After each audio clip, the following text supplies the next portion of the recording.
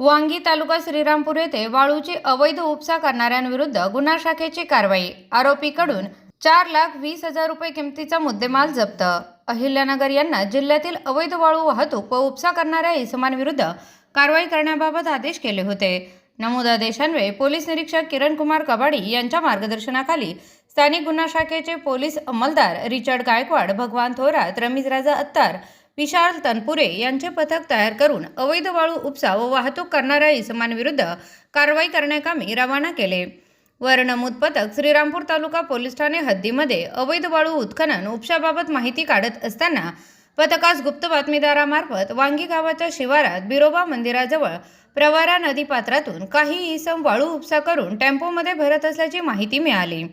त्यानंतर पथकाने सदर ठिकाणी जाऊन खात्री केली असता सदर ठिकाणी 2 इसम टेम्पोमध्ये वाळू भरताना दिसून आले।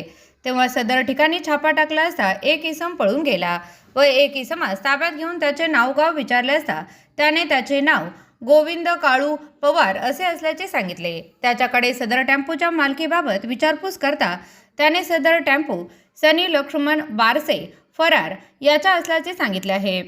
ताब्यातील इसमांच्या कब्जातून 4 लाख रुपये किमतीचा विना नंबरचा टाटा कंपनीचा टेम्पो, 20,000 रुपये किमतीची 2 ब्रास वाळू असा एकूण 4,20,000 रुपये किमतीचा मुद्देमाल हस्तगत करण्यात आला असून आरोपीविरुद्ध पोलीस कॉन्स्टेबल रमीज राजा रफिक अत्तार, स्थानिक गुन्हा शाखा अहिल्यानगर यांच्या फिर्यादीवरून श्रीरामपूर तालुका पोलीस ठाणे येथे गुन्हा दाखल करण्यात आला असून पुढील तपास श्रीरामपूर तालुका पोलीस स्टेशन करत आहे।